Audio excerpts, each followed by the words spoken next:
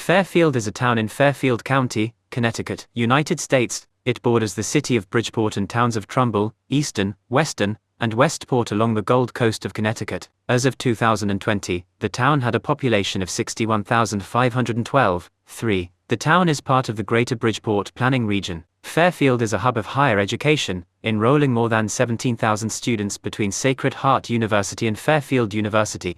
The Metro-North Commuter Railroad Company, reporting mark MNCW, 7, also branded as MTA Metro-North Railroad and commonly called simply Metro-North, is a suburban commuter rail service operated by the Metropolitan Transportation Authority, MTA, a public authority of the U.S. state of New York. Metro-North serves the New York metropolitan area, running service between New York City and its northern suburbs in New York and Connecticut, including Port Jervis, Spring Valley, Poughkeepsie, Yonkers, White Plains, and Wassaic in New York and Stamford, New Canaan, Danbury, Bridgeport, Waterbury, and New Haven in Connecticut. Service in Connecticut is operated under contract for the Connecticut Department of Transportation. Conversely, service on lines west of the Hudson River is operated under contract by NJ Transit. Metro-North also provides local rail service within the New York City boroughs of Manhattan and the Bronx. On May 17, 2013, a train left the station.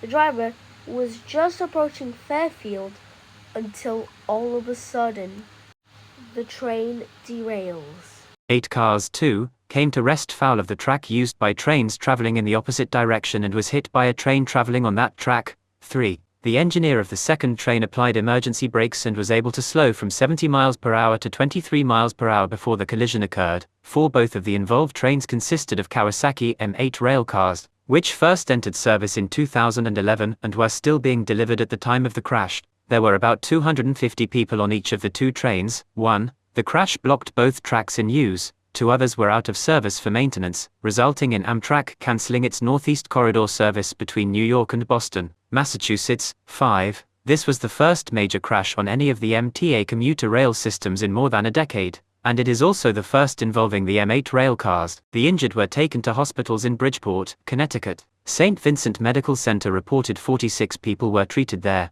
with 6 being admitted in stable condition. Bridgeport Hospital said 26 people were treated there, of whom 3 were admitted, 2 in critical condition and 1 in stable condition. 7. As of the morning of the 19th of May, 9 people still were hospitalized, with 1 in critical condition. 8. The NTSB report states that there were 65 injuries, of which 53 were minor and 12 serious. As of 8 a.m. the 19th of May, 13 cars had been removed and the remaining 3 were expected to be removed by the early afternoon. 9. By 4 p.m., all the cars were removed, and were moved to the Metro-North Rail Yard in Bridgeport.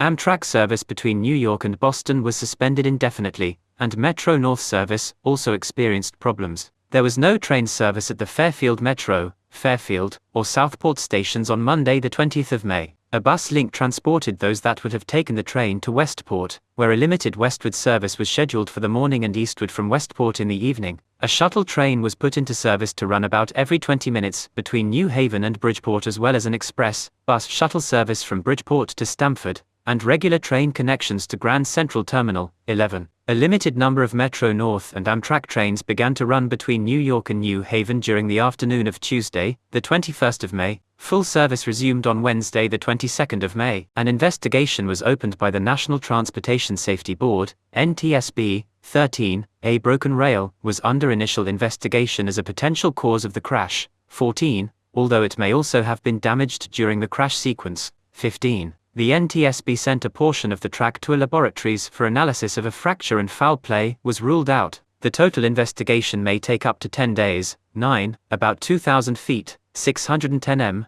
of track was damaged, along with wires and signals. 10. An inspection 2 days before the crash revealed vertical movement of the track system around an insulated rail joint due to insufficient ballast. Metro-North said that this problem was deemed not serious enough to require immediate repair. In April, a cracked joint bar was repaired in the same area of track. 4. The final NTSB report was issued on the 28th of October, 2014. It states that the cause was broken compromised joint bars, used to join 2 different sizes of rail. The joint bars, in this case, were found to have fractured and broken, causing the rail joint to break completely and causing the derailment. It was also discovered that inspections of the area had noticed in the days before the crash that there was insufficient ballast under the joint area, causing the joint to flex repeatedly, as well as an excessive mismatch in railhead height. This combination caused the failure from fatigue cracking. 1. The report also points out that Metro North's inspection procedures were somewhat insufficient, in that inspections were performed from a high rail vehicle traveling on a center track, while the inspectors had to examine 4 tracks at once.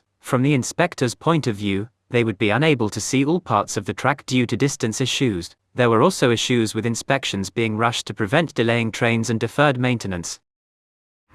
It's been 12 years since the accident, and hopefully we never see another crash like this ever again.